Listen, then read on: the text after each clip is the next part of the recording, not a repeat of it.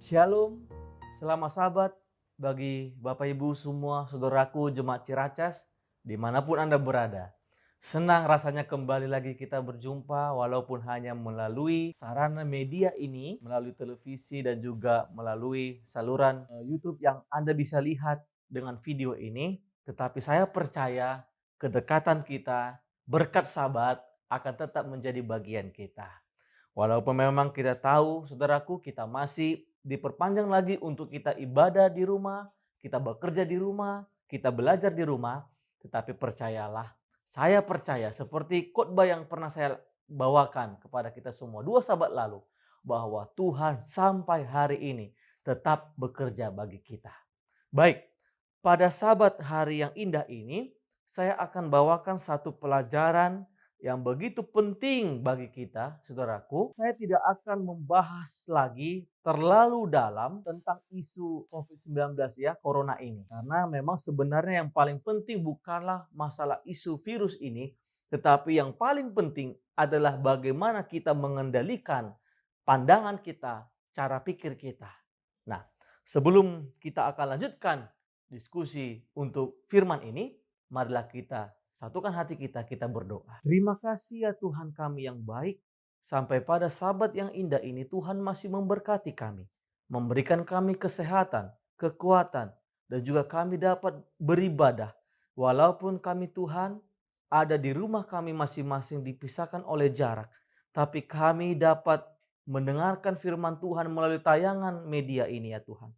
Biarlah firman yang akan kami dengarkan pada sabat yang indah ini akan menjadi pegangan hidup kami, bahwa kami harus selalu memandang kepada Yesus, bukan memandang kepada masalah-masalah kehidupan ini. Terima kasih Tuhan. Mohon ampun jika ada pelanggaran dosa kami, agar berkat sahabat menjadi bagian kami, dan juga untuk jemaat Ciracas dimanapun mereka berada pada saat ini. Inilah doa kami, karena kami berdoa dalam nama Yesus Tuhan dan Juru Selamat kami. Amin. Saudaraku yang dikasih oleh Tuhan, senang rasanya kita kembali lagi bertemu di acara khotbah yang akan saya bawakan kepada kita. Ya, saya percaya sudah ada KID yang sudah dikoordinir oleh Pak Bunawi yang sudah kita membahas bersama-sama dari bilangan 13 dan juga bilangan 14. Jadi saya hanya akan membawakan kesimpulan melalui khotbah pada siang Sabat ini, melalui rekaman ini, saya akan membawakan apa sih sebenarnya yang Tuhan inginkan dalam kehidupan kita. Saya bawa judulnya adalah Pandanglah pada Yesus. Nah, jadi ini sama seperti Bapak Ibu satu lagu yang ada di lagu Sion tentang pandanglah pada Yesus. Nanti di terakhir nanti kita akan coba menyanyikan bersama-sama lagu ini. Lagu yang mengajarkan kepada kita walaupun kehidupan kita susah, tapi biarlah pandangan kita tetap kepada Yesus. Berbicara masalah pandangan, saya ada satu kisah nyata. Ini terjadi pada tahun 1913. Ya, sudah lama sekali ya Bapak Ibu ya saudaraku. Apa yang terjadi di tahun ini? Suatu berita yang menghebohkan terjadi. Karena apa?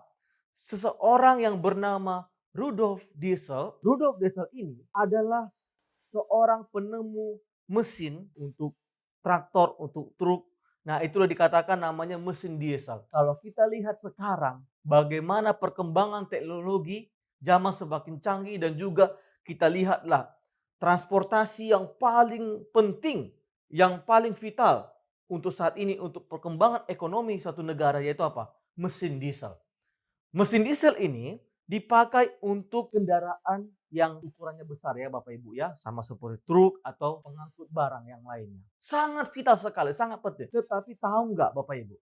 Cerita daripada si Rudolf Diesel ini, ternyata di tahun 1913 ini, ternyata dia memutuskan untuk mengakhiri hidupnya karena dia bunuh diri di tahun itu. Semua pada heboh. Ini ada apa? Seorang penemu mesin diesel tetapi dia memutuskan untuk mengakhiri hidupnya.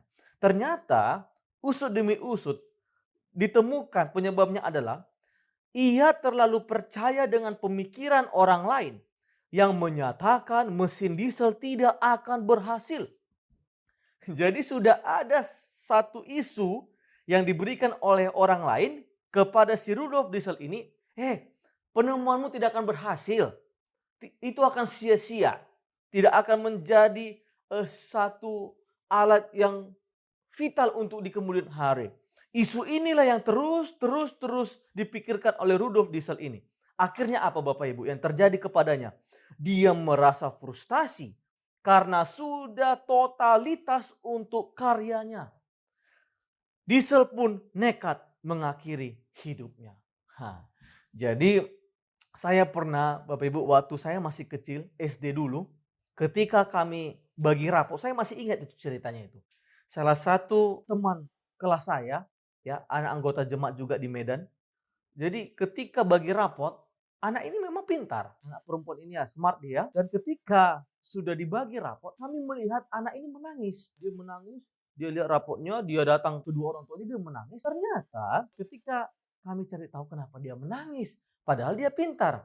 Harusnya kalau anak pintar, pasti nilai yang dia dapatkan pasti yang terbaik. Ujian dan naik kelas. Ternyata isunya dikatakan bahwa anak ini punya ekspektasi yang begitu besar terhadap tujuannya, ambisinya. Ibaratnya begini, dia ingin nilai satu pelajaran itu begitu tinggi, kalau bisa sempurna. Ternyata yang dia dapatkan belum sampai kepada sempurna itu. Contohnya dia harusnya dapat 100 atau 99 lah, yang paling tinggi itu ya. Tetapi mungkin dia dapat 97, 98. Padahal secara hitungan nilainya 98, 97 itu sudah termasuk tinggi. Tetapi dia menangis karena dia inginkan nilai yang sempurna. Nah makanya semua satu kelas itu, saya masih ingat itu, kami semua heran. Wah, dia ini juara terus. Tapi akhirnya menangis terus. Karena apa? Ekspektasinya terlalu tinggi. Sama seperti Rudolf ini, dia membuat karyanya itu sedemikian rupa, totalitas, tetapi hanya karena isu-isu daripada orang-orang, nggak bisa itu karyamu itu. Ya karyamu akan hancur. Akhirnya apa? Dia mengakhiri hidupnya tahun 1913. Sehingga isu ini menjadi luar biasa, berita yang mencengangkan. Tetapi seandainya Rudolf Diesel masih hidup sampai sekarang, ataupun dia sudah usia yang sudah tua sampai sekarang, dia akan melihat bagaimana perkembangan mesin diesel ini menjadi salah satu alat yang begitu vital di dunia pasar otomotif. Penyesalan selalu terlambat. Karena apa? Pandangannya bukan mengarah kepada hal yang positif, tapi kepada hal yang negatif. Semua isu-isu dari masyarakat di sana membuat dia stres. Akhirnya dia mengakhiri hidupnya. Nah, menurut Kamus Besar Bahasa Indonesia, pandangan atau yang disebut dengan perspektif, apa itu artinya? Nah, saya temukan artinya menurut Kamus Besar Bahasa Indonesia dikatakan, yang pertama, perspektif itu adalah cara melukiskan suatu benda pada permukaan yang mendatar sebagaimana yang terlihat oleh mata. Jadi ketika anak-anak kita disuruh untuk menggambar, dia akan melihat objek. Ketika objek itu dia bawa ke dalam pikiran otaknya, dia akan tuangkan kepada alat untuk digambarkannya. Yang kedua adalah sudut pandangan. Ya, pandangan kita akan berbeda. Contohnya saya bawa di sini. Ketika ada dua anak melihat pohon yang begitu besar, keduanya memiliki sudut pandang yang berbeda. Yang satu mungkin berpikir bahwa pohon itu indah. Wah, kuat batangnya dan dia daunnya begitu lebat, sejuk, indah rasanya. Tetapi yang satu bisa saja memandang itu sebagai hal yang membahayakan. Karena apa? Dia melihat, oh ini pohon begitu besar. Batangnya begitu kuat sehingga kalau ada angin topan, pohon ini akan rubuh dan dia akan bisa mengakibatkan kecelakaannya begitu besar. Nah, jadi satu objek, dua anak yang melihat akan bisa menjadi dua pandangan yang berbeda. Nah, apa hubungannya dengan bilangan pasal yang 13 dan ke-14? Kalau kita perhatikan dalam bilangan yang ke-13 dan ke-14 ini adalah satu kisah yang mau saya bawakan di sahabat ini. Ini judulnya adalah ke-12 pengintai. Nah, apa hubungannya Bapak Ibu masalah perspektif pandangan tadi dengan cerita ke-12 pengintai? Tetapi saya mau bawakan juga apa kesimpulan yang perlu kita bawa ke dalam diri kita masing-masing. Apa hubungannya dengan 12 pengintai? Nah, ceritanya adalah saat bangsa Israel berkemah di padang gurun Paran, tepatnya di Kades. tempat ini ternyata tidak jauh dari perbatasan tanah perjanjian. Berarti mereka sudah hampir sampai ke tanah perjanjian yang sudah Tuhan janjikan kepada umat Israel. Tuhan berfirman kepada Musa. Kalau kita baca Alkitab kita dalam Bilangan 13 ayat yang kedua dikatakan, suruhlah beberapa orang mengintai tanah Kanaan yang akan kuberikan kepada orang Israel. Dari setiap suku, nenek moyang mereka haruslah kau suruh seorang. Semua pemimpin-pemimpin di antara mereka. Jadi ada satu perintah, ada satu firman yang Tuhan sampaikan kepada Musa bahwa buatlah atau suruhlah beberapa orang untuk mengintai tanah perjanjian itu. Satu kata yang ingin saya garis bawahi dalam ayat ini adalah yang akan kuberikan. Berarti Tuhan sudah berjanji dari awalnya dari mereka dari tanah Mesir, sudah berjanji mereka akan masuk ke tanah perjanjian, tanah Kanaan. Musa akhirnya menuruti perintah Tuhan untuk memilih pemimpin dari setiap suku Israel. Jadi dipilihlah ke-12 pemimpin dari 12 suku Israel pada saat itu. Kita tahu kalau namanya pemimpin berarti orangnya bukan main-main Bapak Ibu. Orangnya spesial, orangnya dipercaya, orangnya penuh dengan tanggung jawab. Saya mau dengan cepat siapa-siapa saja ke-12 pemimpin ini ya. Dari suku Ruben, itulah si Samuel bin Zakur. Dari suku Simeon, Safat bin Hori. Dari suku Yehuda, Kaleb bin Yefune. Dari suku Isakar, Yigal bin Yusuf. Dari suku Efraim, Hosea bin Nun. Inilah si Yosua. Dari suku Benjamin, Palti bin Ratu. Dari suku Zebulon, Gadiel bin Sodi. Dari suku Yusuf, yakni dari suku Manase, Gadi bin Susi. Dari suku Dan, Amiel bin Gemali. Dari suku Asyer, Setur bin Mikael. Suku Naftali, Nabi bin Wofsi. Dari suku Gad, Guel bin Maki. Inilah nama-nama yang dipercaya oleh Musa dan umat Israel untuk mengintai, untuk memeriksa apa dan bagaimana tanah perjanjian yang akan Tuhan berikan kepada mereka. Kalau kita baca dalam Alfa dan Omega, sejarah para nabi halaman 462, saya mau singkatkan saja beberapa poin pentingnya. Apa saja yang Musa perintahkan untuk ke-12 pengintai ini untuk mereka selidiki. Oke, yang pertama, negeri apa itu? Bagaimana keadaannya? Keuntungan-keuntungan apa yang diberikan oleh tanah itu? Orang-orang apa yang menduduki tanah itu? Apakah mereka itu kuat atau lemah? Sedikit atau banyak? Yang ketujuh, memeriksa keadaan tanahnya dan kesuburannya serta membawa buah-buahan hasil negeri itu. Perintahnya ada 7 yang diberikan oleh Musa kepada 12 pengintai ini. Sudah begitu jelas dideretkan apa yang harus mereka intai. Ingat, garis bawahi, mereka hanya disuruh untuk mengintai. Artinya apa? Apa yang sudah saya lihat, apa yang sudah saya pandang, itulah yang saya bawa laporan kepada umat Israel.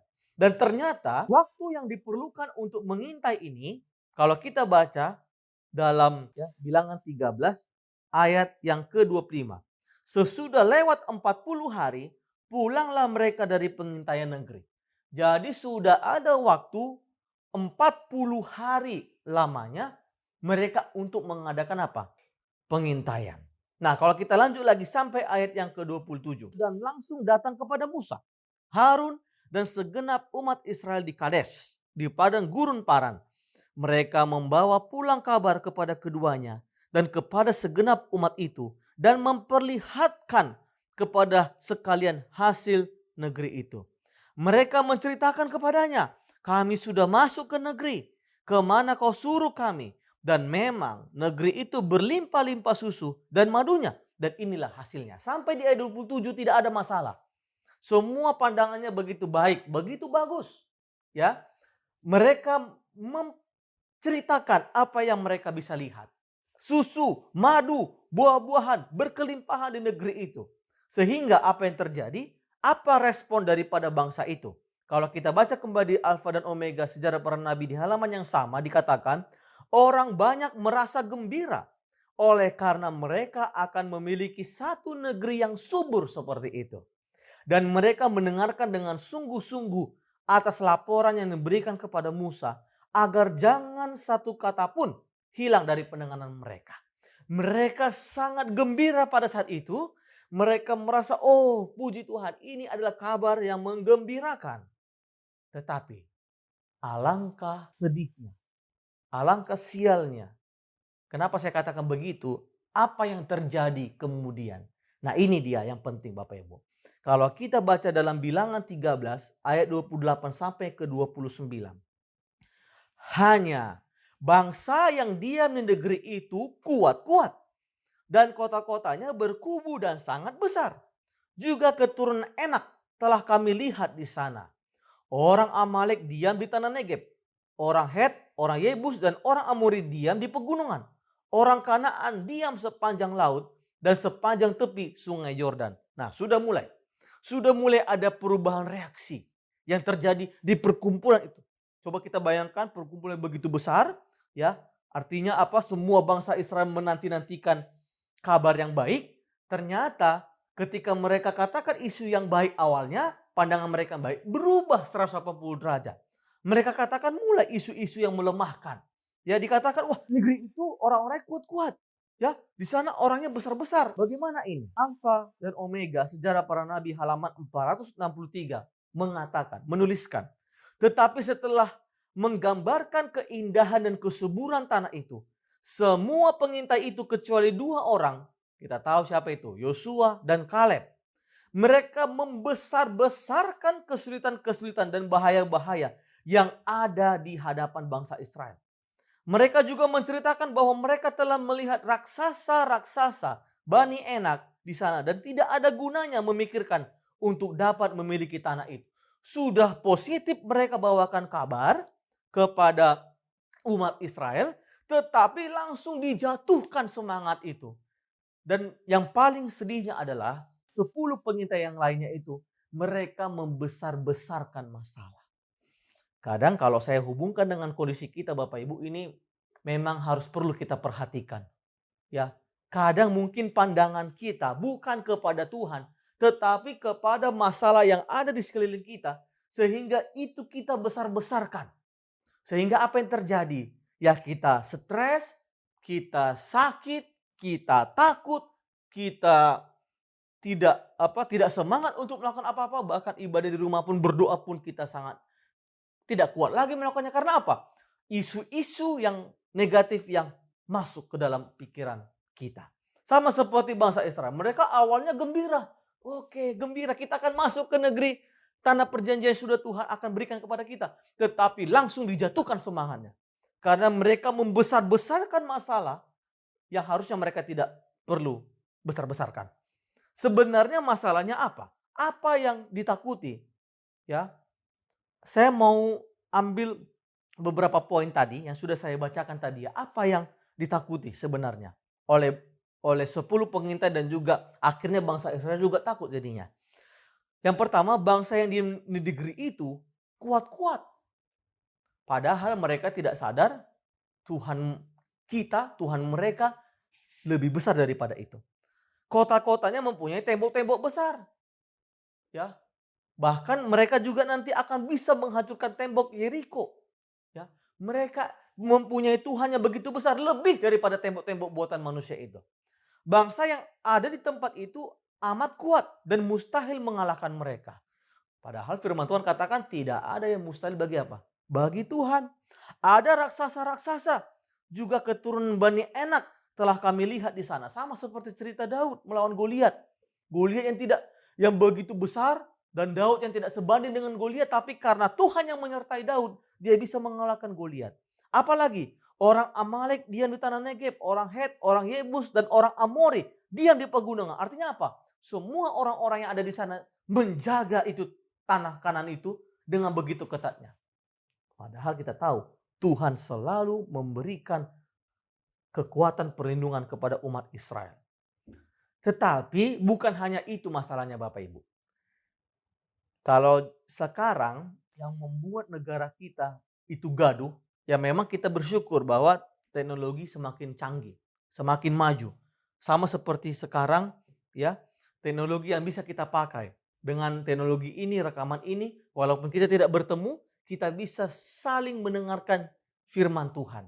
Begitu majunya teknologi zaman sekarang. Tetapi kalau kita perhatikan di media sosial banyak perpecahan, banyak perkelahian, banyak kegaduhan. Karena apa? Itulah istilahnya hoax. Ternyata Bapak Ibu, anak-anakku sekalian, orang muda-mudi, di Alkitab pun sudah ada istilah hoax. Nah, saya mau ambilkan itu ayat di mana itu ada istilah hoax. Coba kita baca dalam Bilangan 13 ayat yang ke-32 sampai yang ke-33. Juga mereka menyampaikan kepada orang Israel kabar buruk. Itulah yang namanya hoax. Tentang negeri yang diintai mereka dengan berkata, apa kabar hoaxnya? Negeri yang telah kami lalui untuk diintai adalah suatu negeri yang memakan penduduknya. Dan semua orang yang kami lihat di sana adalah orang-orang yang tinggi perawakannya. Juga kami lihat di sana orang-orang raksasa, orang enak yang berasal dari orang-orang raksasa. Dan kami lihat dari diri kami seperti belalang. Dan demikian juga mereka terhadap kami. Nah, padahal ya ketika saya baca Roh Nubuat dan saya baca ini Alkitab untuk cerita selanjutnya, tidak ada pernah dikatakan bahwa orang Kanaan itu yang akan mereka rebut itu tanah Kanaan itu memakan orang. Itulah istilahnya hoax. Ya, jadi tidak ada istilah orang yang ada di negeri Kanaan itu memakan orang. Makanya dikatakan di ayat yang sebelumnya, mereka menambah-nambahkan isu-isu. Sehingga bukannya semakin down bangsa Israel, tapi mereka semakin memberontak, semakin marah kepada Musa dan Harun. Kenapa kalian membawa kami ke sini? Harusnya kami tinggal di tanah Mesir. Negeri yang penuh dengan makanan. Padahal tidak sadar mereka dulunya adalah budak. Tetapi karena isu hoaks ini membuat begitu parahnya situasi pada saat itu. Saya bisa bayangkan Bapak Ibu, kalau sudah namanya satu bangsa gaduh, satu rakyat itu demo atau berteriak, bagaimana situasi pada saat itu? Begitu riuh, begitu ribut. Hanya karena isu-isu yang ditambahkan oleh 10 pengintai yang lainnya. Makanya Bapak Ibu, saya mau tekankan pada saat situasi sekarang ini, pandangan apa yang mau kita pakai? Pandangan Kristus atau pandangan masalah-masalah isu-isu yang sekarang terjadi? Corona, ya COVID-19 ini. Nah, kadang bisa saja ketika kita ada baca ya di handphone, ini bagaimana ini? Virus ini akan masuk ke sini. Membuat kita takut. Padahal saya banyak banget melihat di berita-berita di handphone ini banyak yang ternyata sudah diklarifikasi itu hoax, itu hoax, itu hoax. Padahal berita itu sudah di-share-kan dan membuat orang sudah banyak takut. Itulah ngerinya hoax itu Bapak Ibu. Dan itu sudah ada di Alkitab. Hoax itu sudah ada di zaman ketika bangsa Israel akan masuk ke negeri perjanjian. 10 orang ini memberikan isu hoax kepada mereka. Orang kanan itu makan orang. Jadi kita ngapain ke sana? Kita seperti belalang. Wah, padahal tidak ada. Yang dua lagi Yosua dan Kaleb melihat seperti itu. Sehingga apa yang terjadi? Kalau kita baca di dalam Bilangan 14 ayat yang ke-6. Tetapi Yosua bin Nun dan Kaleb bin Yefune yang termasuk orang-orang yang telah mengintai negeri itu mengoyakkan pakaiannya dan berkata kepada segenap umat Israel, negeri yang kami lalui untuk diintai itu adalah luar biasa baiknya. Luar biasa. Jadi Yosua dan Kaleb itu mereka memberikan isu yang berbeda. Pandangan yang berbeda dari 10 pengintai yang lain. Mereka katakan dengan jelas bahwa tanah yang akan Tuhan berikan kepada bangsa Israel adalah tanah yang luar biasa. Nah, kita lihat perbedaannya, perbedaan yang begitu mencolok. Suasana berubah 180 derajat. Kalau kita baca kembali di buku yang sama, Alfa dan Omega, Sejarah Para Nabi halaman 463. Sekarang pemandangan berubah. Pengharapan dan semangat telah diganti oleh rasa takut bercampur kecewa.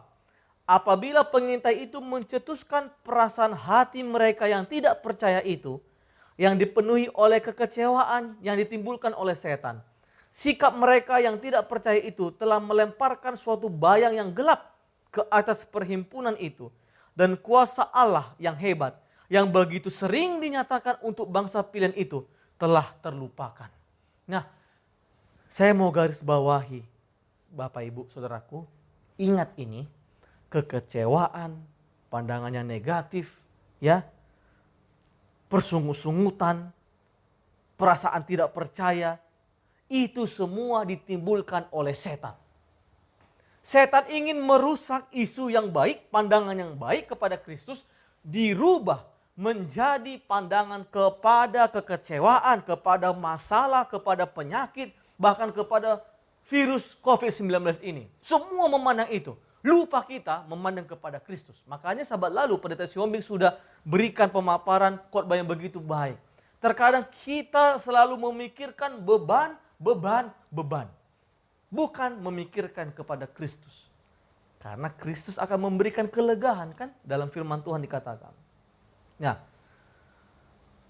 karena apa menjadi masalah isu ini? Kenapa bangsa itu menjadi riuh?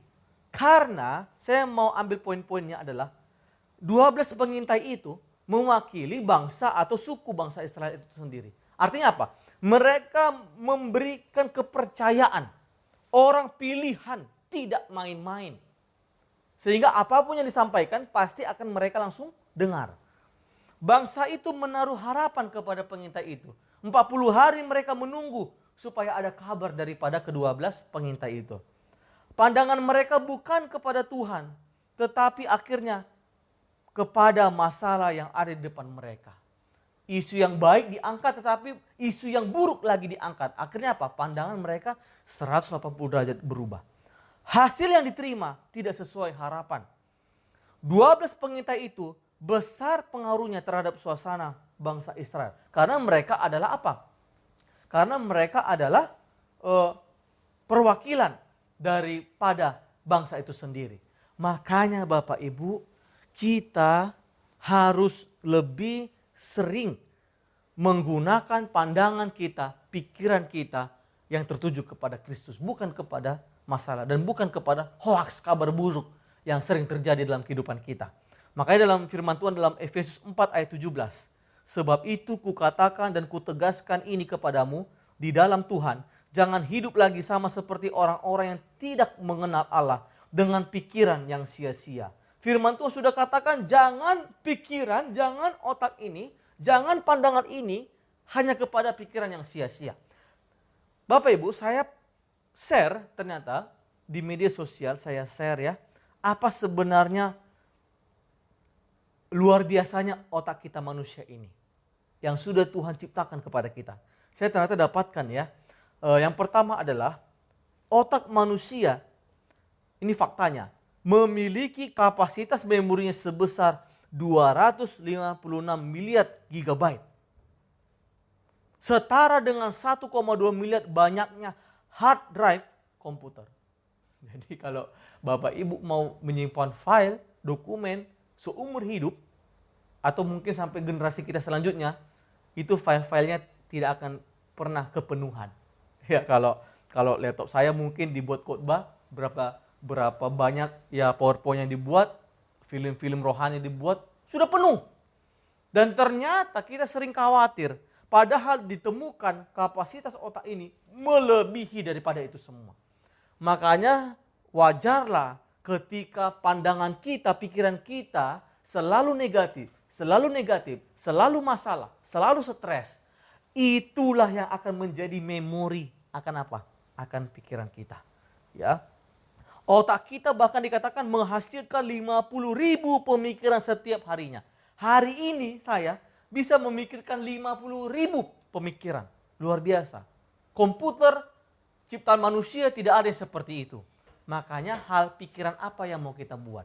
Hal pemikiran apa yang mau kita masukkan ke dalam otak kita ini? Dan dikatakan otak adalah ibu kota tubuh.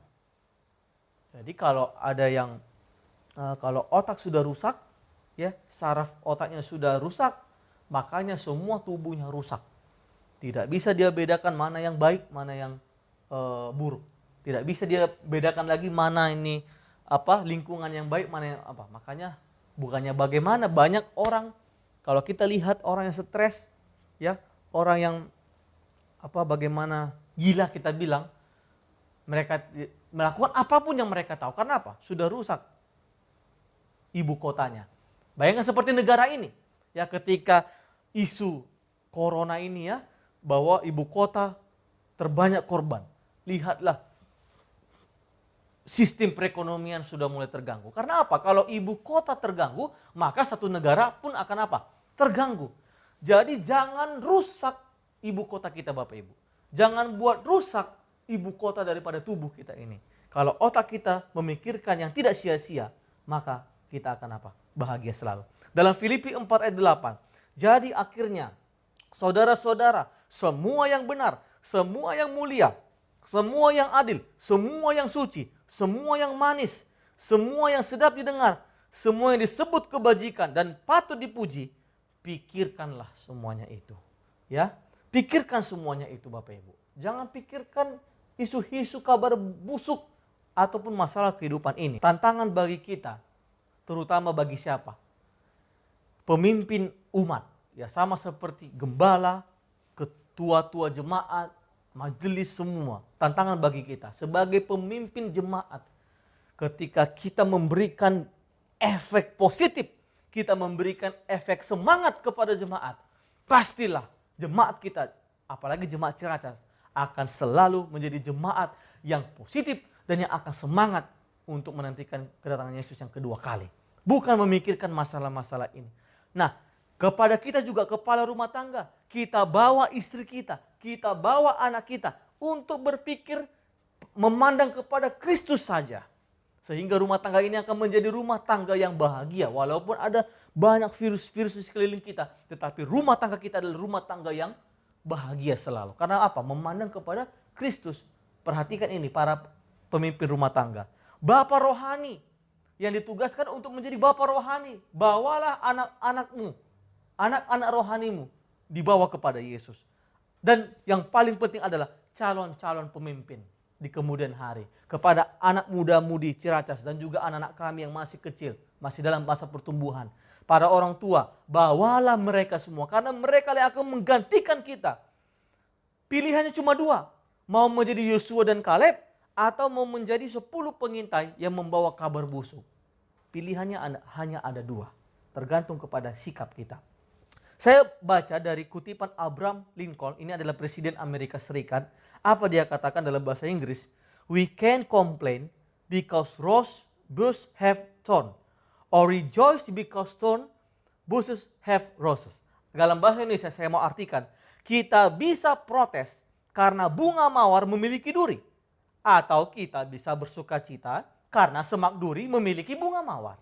Nah, bunga mawar itu tergantung pandangan kita. Mau melihat ke durinya atau mau melihat kepada mawarnya yang begitu indah. Tergantung apa? Pandangan kita. Saya mau garis bawahi dengan cepat poin-poin apa yang mau saya bawakan untuk khotbah kita pada Sabat siang ini. Ada 3 hal poin yang menjadi kesimpulan bagi kita untuk khotbah kita pada Sabat siang ini. Dan mari kita ingat 3 poin ini supaya kita lebih memandang kepada Kristus, Bapak Ibu. Bukan memandang kepada masalah, bukan memandang kepada dunia, tetapi memandang kepada Kristus. Yang pertama adalah pandangan yang salah membuat pikiran juga salah dan tindakan juga salah. Maka lanjutlah cerita daripada ke-12 pengintai ini dilanjutkan ke bilangan 14. Karena bilangan 13 dan 14 ini satu paket ceritanya. Tidak bisa dipisahkan. Nah, apa yang akhirnya terjadi? Bilangan 14 ayat 1 sampai 4. Lalu segenap umat itu mengeluarkan suara nyaring. Dan bangsa itu menangis pada malam itu. Bersungut-sungutlah semua orang Israel kepada Musa dan Harun.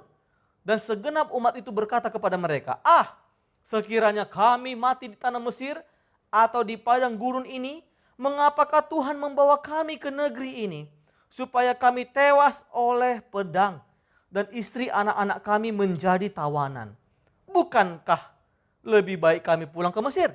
Dan mereka berkata seorang kepada yang lain, baiklah kita mengangkat seorang pemimpin lalu pulang ke Mesir. Nah, ketika pandangan sudah salah, pandangan bukan kepada Kristus lagi, maka itu membuat pemikiran kita dan tindakan kita hanyalah berdosa. Sama seperti umat Israel. Mereka akhirnya marah, mereka dengan suara nyaring mengatakan, kenapa kami dibawa ke sini? Mari kita angkat satu pemimpin untuk membawa kita kembali ke tanah Mesir. Ini sama ceritanya Bapak Ibu.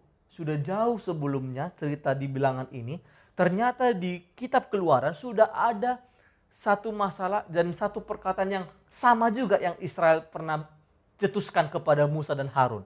Kalau kita baca dalam Keluaran 16 ayat 1 sampai 3, nah, setelah mereka berangkat dari Elim, tibalah segenap jemaat Israel di padang gurun Sin yang terletak di antara Elim dan Gunung Sinai pada hari yang ke-15 bulan yang kedua sejak mereka keluar dari tanah Mesir.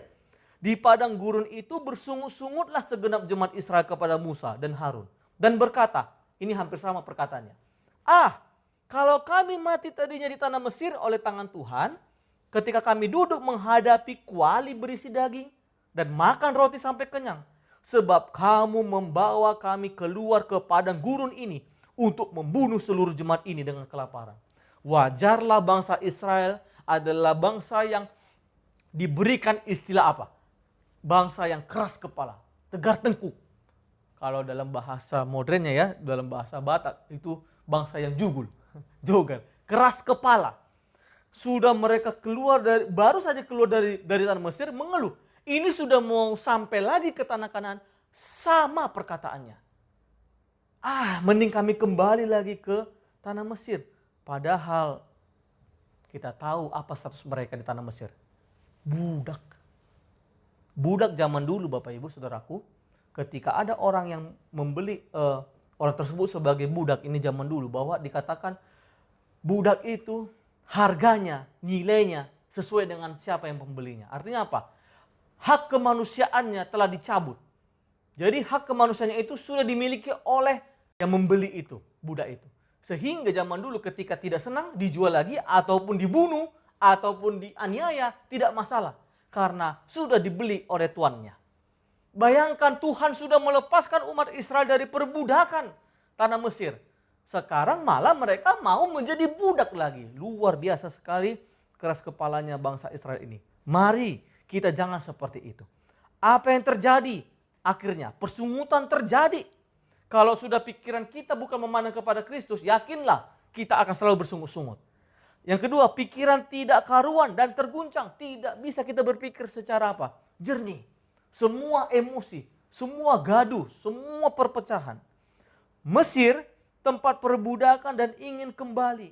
Kalau saya mau bisa artikan itu Mesir itu sama seperti lumpur dosa kalau untuk sekarang ya. Kadang kita selalu memikirkan untuk kembali ke lumpur dosa, kembali. Sama seperti hewan. Kalau dalam Alkitab dikatakan hewan ya, babi. Dikatakan walaupun dibersihkan, walaupun dicuci, tetapi ketika dilepas dia akan mencari yang namanya apa? Kubangan lumpur. Karena memang hewan ini sukanya bermain lumpur. Jadi sama seperti kita. Walaupun Tuhan sudah bebaskan kita dari lumpur dosa, tapi pandangan kita bukan kepada Kristus, kita akan kembali lagi ke kubangan lumpur dosa. Sama seperti bangsa Israel. Mereka ingin kembali padahal sudah mau hampir sampai. Hanya karena ada 10 orang dari pengintai ini yang memberikan isu hoaks, kabar busuk kepada bangsa Israel. Satu pengaruh menjadi pengaruh besar kepada yang lain.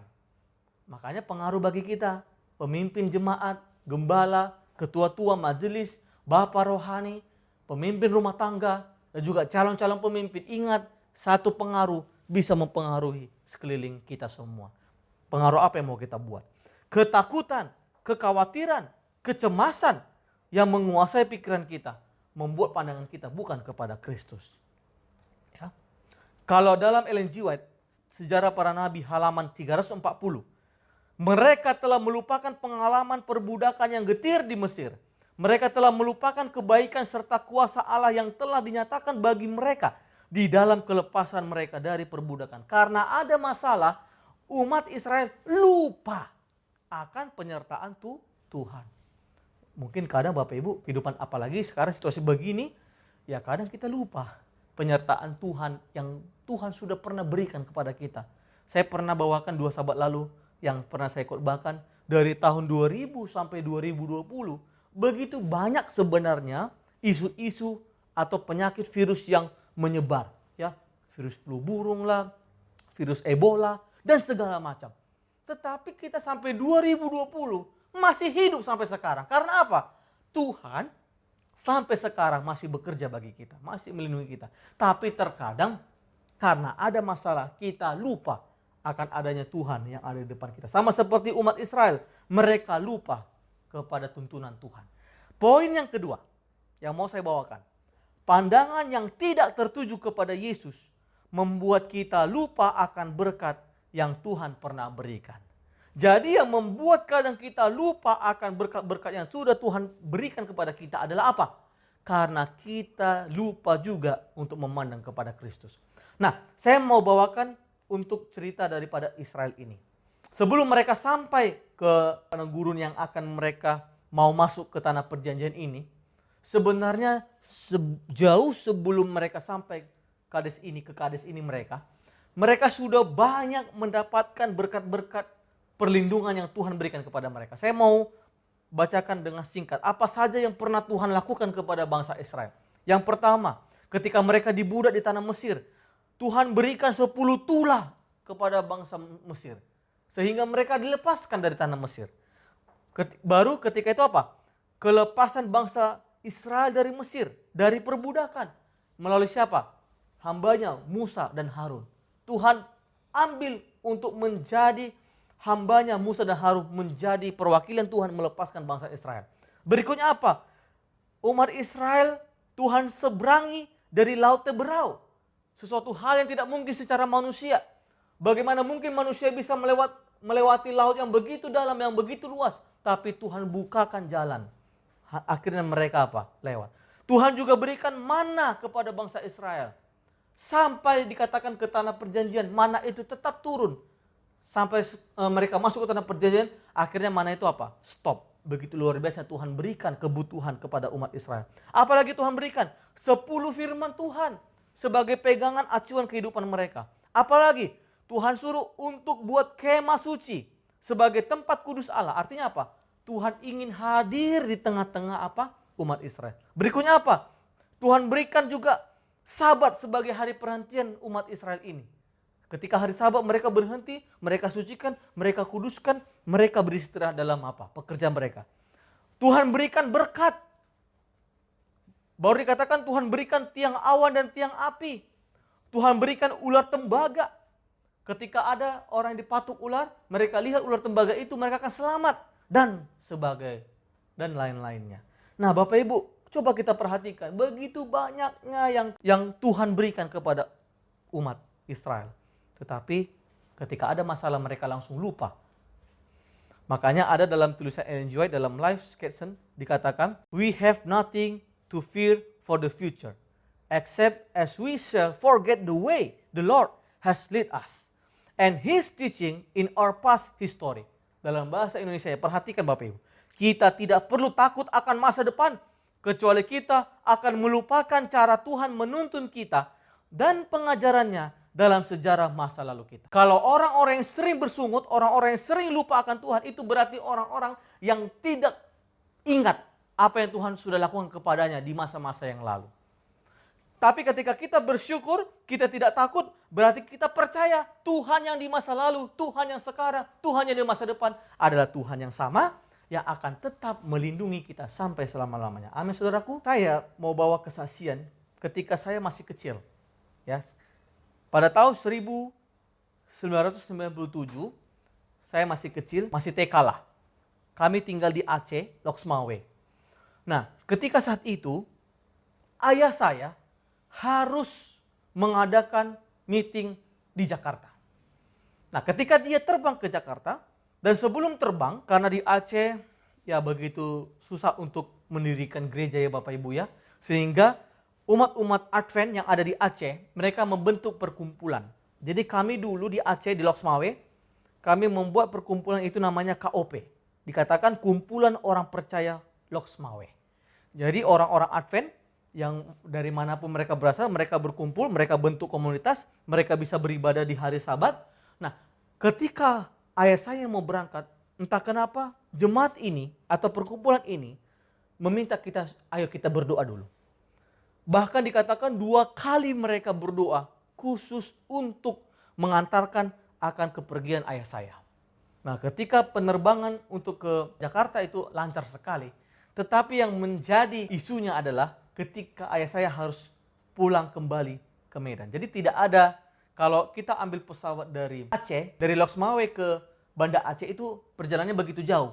Makanya ayah saya mengambil rute dari Loksmawe, berjalan darat ke Medan, dari Medan ambil pesawat, naik pesawat dari Polonia, akhirnya terbang ke Bandara Soekarno-Hatta, Jakarta. Nah, ketika mau kembali lagi ke Medan Polonia, entah kenapa bahwa ada pemberitaan pesawat yang ingin ditumpangi, saya tidak usah sebut mereknya Bapak Ibu ya, pesawat yang harus ditumpangi oleh ayah saya, tidak tahu kenapa ternyata mesinnya, padahal sudah mau naik ini penumpang, mesinnya tiba-tiba mati.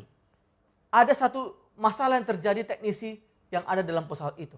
Sehingga ada pemberitahuan, penumpang yang ingin menuju ke Bandara Polonia dari Jakarta dengan menaiki pesawat ini harus dipindahin pesawat. Mungkin saat itu saya bisa tahu ada yang protes, ada yang akhirnya jadi malas atau bagaimana. Tetapi ya sudahlah, daripada tidak bisa pulang ke Loksmawe ayah saya. Akhirnya mereka pindah pesawat dan ternyata puji Tuhan ayah saya selamat sampai ke Medan. Dan dia bersama dengan kami berkumpul kembali di Loksmawe dengan tubuh yang tidak kurang apapun. Dan ternyata Bapak Ibu, 2-3 bulan lagi ada satu berita yang mungkin Bapak Ibu pernah dengarkan, bisa dicek. Dan itu adalah salah satu kecelakaan pesawat terbesar yang ada di Indonesia. Tahun 1997, satu pesawat yang dikatakan jatuh di Buah Nabar, Kecamatan Sibolangit, Kabupaten Deli Serdang, Sumut. Jadi pesawat ini jatuh di situ sekitar 32 km dari Bandara Polonia. Dan ternyata usut demi usut diselidiki, ayah saya selidiki berita itu, pesawat itulah yang harusnya ayah saya tumpangi ketika dia harus terbang kembali dari Jakarta ke Medan. Pada saat itu ketika berita itu didengar, ayah saya dengar dan dia cek itu jenis pesawatnya, oh sama. Ya, merek pesawat sama, penerbangannya nomornya sekian, sama. Ternyata langsung kami semua sujud bertelut dan berdoa kepada Tuhan. Terima kasih Tuhan, Tuhan masih bekerja melindungi kami. Kita kadang tidak sadar Bapak Ibu bahwa Tuhan bekerja bagi kita dengan berbagai macam cara. Ya, yang kita tidak tahu itu adalah pekerjaan Tuhan. Ayah saya harus pindah pesawat tanpa pemberitahuan dan tiba-tiba mesinnya mati, pesawat itu jatuh. Bahkan dikatakan yang paling sedihnya, seluruh penumpangnya, semua termasuk awaknya, tewas. Tidak ada yang selamat. Jadi kalau bisa saya bayangkan kalau ayah saya naik pesawat itu seandainya, ya mungkin saya adalah seorang anak yang tidak memiliki ayah. Jadi Bapak Ibu, dari cerita ini mengajarkan kepada kita bahwa tetap percaya kepada Kristus.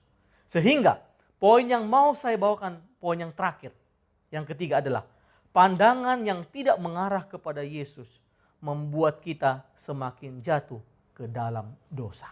Ya, pandangan yang tidak mengarah kepada Yesus membuat kita semakin jatuh ke dalam dosa. Dalam Bilangan 14 ayat 11 sampai 12 dikatakan Tuhan berfirman kepada Musa, berapa lama lagi bangsa ini menista aku? Dan berapa lama lagi mereka tidak mau percaya kepadaku? Sekalipun sudah ada segala tanda mukjizat yang kulakukan di tengah-tengah mereka, aku akan memukul mereka dengan penyakit sampar dan melenyapkan mereka. Tetapi engkau akan kubuat menjadi bangsa yang lebih besar dan lebih kuat daripada mereka. Akhirnya apa? Tuhan juga berfirman kepada Musa dan Harun, berapa lama lagi? Sekarang pertanyaan bagi jemaat Ciracas. Berapa lama lagi kita tidak percaya kepada Kristus? Berapa lama lagi kita tidak memandang kepada Kristus? Akhirnya apa? Apa yang terjadi kepada umat itu? Mereka tidak melihat negeri perjanjian itu, termasuk 10 pengintai itu. Bangkai-bangkainya akan berhantaran di padang gurun. Anak-anakmu akan mengembara sebagai pengembala di padang gurun 40 tahun lamanya dan menanggung ketidaksetiaan. 1 hari menjadi 1 tahun, 40 hari menjadi 40 tahun. Kalau menurut enak rasanya, Cepat mereka sampai. Tapi apa? Menjadi lama mereka, berkeliling-keliling akhirnya. Allah berbalik dari mereka. Nasib mereka akan habis dan mati. Dikatakan, ya, dosa membuat segalanya akhirnya sia-sia. Bilangan 14 ayat 39 sampai 42. Setelah Musa menyampaikan perkataan ini kepada semua orang Israel, maka berkabunglah bangsa itu dengan sangat. Dan keesokan harinya bangunlah mereka pagi-pagi, hendak naik ke gunung puncak sambil berkata, sekarang kita hendak maju ke negeri yang difirmankan Tuhan itu. Memang kita telah berbuat dosa, tetapi kata Musa, mengapa kamu hendak melanggar titah Tuhan? Hal itu tidak akan berhasil. Janganlah maju, sebab Tuhan tidak ada di tengah-tengahmu, supaya jangan kamu dikalahkan oleh musuhmu. Yang paling sedihnya adalah akhirnya apa? Tuhan meninggalkan mereka itu yang mau berencana. Ya sudahlah, mereka berkabung awalnya, tetapi mereka tidak sadar bahwa Tuhan tidak bersama dengan mereka lagi. Sehingga apa? Bisa saya simpulkan, tanpa Tuhan, apapun yang kita lakukan, apapun yang jemaat ini lakukan, apapun yang kita rencanakan, tidak akan berhasil. Karena apa? Kita tidak memandang kepada Yesus. Bagaimana mungkin Tuhan memberikan kita keberhasilan, sedangkan Yesus, Tuhan kita, meninggalkan kita, berbalik dari kita. Nah, saya mau garis bawahi khotbah saya ini dengan dua makna. Makna itu ada dua. Kalau kita baca dalam Yeremia pasal yang ke-17, ayat yang ke-5 sampai yang ke-8. Yaitu apa? Yang pertama, kutuk. Kutuk terjadi kalau apa? Coba baca ayat 5-nya. Beginilah firman Tuhan, terkutuklah orang yang mengandalkan manusia, yang mengandalkan kekuatannya sendiri, dan yang hatinya menjauh daripada Tuhan. Ia akan seperti semak bulus di padang belantara. Ia tidak akan mengalami datangnya keadaan baik. Ia akan tinggal di tanah angus di padang gurun, di negeri padang asin yang tidak berpenduduk. Ada satu ajaran yang diberikan oleh Yeremia, dikatakan terkutuklah kalau mengandalkan apa? Pandangan kita sendiri. Kita mengandalkan apa? Diri kita sendiri. Tetapi ada yang kedua, yaitu apa? Berkat. Ayat 7-8. Diberkatilah orang yang mengandalkan Tuhan, yang menaruh harapannya pada Tuhan. Ia akan seperti pohon yang ditanam di tepi air, yang merambatkan akar-akarnya ke tepi batang air, dan yang tidak mengalami datangnya panas terik, yang daunnya tetap hijau, yang tidak khawatir dalam tahun kering, dan yang tidak berhenti menghasilkan buah. Jadi saya mau simpulkan dalam Yeremia 17 ini ada dua perbedaan yang Tuhan mau berikan kepada kita. Yang pertama, kalau kita mengandalkan diri kita, kita akan seperti semak bulus. Apa arti semak bulus? Ya, semak bulus tidak mengalami datangnya keadaan baik, kering terus Bapak Ibu. Tinggal di tanah angus di padang gurun, panas, tidak ada apa-apa. Makanya kehidupannya selalu apa? Panas. Di negeri padang asin yang tidak berpenduduk, tetapi ketika kita mengandalkan Tuhan, dikatakan apa? Kita menjadi pohon. Pohon itu bagaimana? Akar-akarnya merambat ke tepi batang air. Tidak mengalami datangnya panas terik. Daunnya dikatakan tetap hijau. Dikatakan tidak khawatir dalam tahun kering. Dan yang terakhir, tidak berhenti menghasilkan buah. Luar biasa. Saya ingin jemaat Ciracas, kita akan menjadi pohon. Kita akan berbuah, kita akan menghasilkan, kita selalu tidak khawatir dalam tahun kering. Karena apa? Air itu akan selalu ada. Yaitu siapa? Kristus kita. Nah, jadi untuk mengakhiri akan firman Tuhan ini, ada satu lagu Sion sebagai lagu tutup kita juga untuk sahabat ini. Lagu Sion edisi lengkap halaman 205. Sebagai kesimpulan kita. Dengan judulnya, Apakah Engkau Susah? Kalau kita nyanyikan begini ya. Apa engkau susah dan penat, terselubung dalam gelap, adalah terang pada juru selamat, dan hidup limpah tetap. Sama-sama kita nyanyikan semua. Pandanglah pada Yesus, lihat wajahnya yang mulia, dan lenyaplah kesenangan dunia dalam terang kemuliaannya. Satu pekabaran yang begitu indah yang bisa saya sampaikan. kepada Bapak Ibu Saudaraku di Sabat siang yang indah ini. Biarlah pandangan kita selalu memandang kepada Yesus. Walaupun kita susah, walaupun kita menderita, tetapi ketika kita memandang kepada Yesus, maka kita akan mendapatkan kesenangan hidup. Karena berkat dari surga menjadi bagian kita. Dikatakan lenyaplah kesenangan dunia. Karena kesenangan dunia hanyalah sementara. Tetapi berkat dari Tuhan akan menjadi bagian kita semuanya. Kiranya firman khotbah yang bisa saya sampaikan ini menjadi kekuatan bagi Bapak Ibu semua. Tetap andalkan Tuhan. Tetap baca banyak-banyak firman-Nya. Tetap berdoa. Bangun mezbah ibadah di rumah tangga kita. Dan pandangan kita bukanlah kepada situasi dunia sekarang ini. Tetapi pandangan kita hanya kepada Yesus. Sehingga bukan memandang kepada dosa lagi. Bukan memandang kepada diri. Bukan memandang kepada kekuatan kita, gelar kita, jabatan kita. Tetapi pandangan kita kepada Kristus saja. Kiranya Tuhan memberkati jemaat Ciracas dimanapun kita berada. Berkat dari surga menjadi bagian kita. Dan pesan terakhir yang mau saya sampaikan, pandanglah hanya kepada Yesus. Marilah kita tutup akan ibadah kita. Kembali lagi saya mau himbau kepada Bapak Ibu Saudaraku yang dikasihi oleh Tuhan. Panggillah anak-anak kita, panggillah istri kita, suami kita, peluklah mereka. Kita berdoa, kita serahkan agar ibadah ini berkenan di hadapan Tuhan dan berkat sahabat menjadi bagian kita. Dan Tuhan akan tetap melindungi kita. Marilah kita satukan hati kita, kita berdoa. Ya Allah, ya Tuhan kami, Allah sumber hikmat pengetahuan, Allah sumber kehidupan, Allah yang selalu bekerja dalam kehidupan kami di masa lalu, masa sekarang, bahkan di masa yang depan. Allah yang selalu memperhatikan setiap keluh kesah kehidupan kami. Allah yang begitu besar dari setiap masalah-masalah kehidupan kami. Biarlah Tuhan, kami umat-umat-Mu di Sabat ini telah bertekad, berkomitmen. Kami akan tetap memandang kepada Yesus. Kami akan tetap memandang kepada Juru Selamat kami. Kami tidak akan memandang kepada diri kami sendiri, kekuatan kami. Kami tidak akan memandang kepada masalah-masalah yang ada di sekeliling tempat kehidupan kami. Tapi kami hanya memandang kepada Kristus. Biarlah firman ini akan menjadi pegangan kehidupan kami. Agar kami tetap menjadi anak-anak Tuhan. Kami tetap mengandalkan diri kami hanya kepada Tuhan. Kami tidak bisa melakukan apapun ya Tuhan dalam kehidupan ini tanpa Engkau dalam kehidupan kami. Dan biarlah Tuhan akan tetap selalu menjaga kehidupan kami. Sampai ketika hari-hari itu akan terjadi. Yesus datang kembali kedua kali.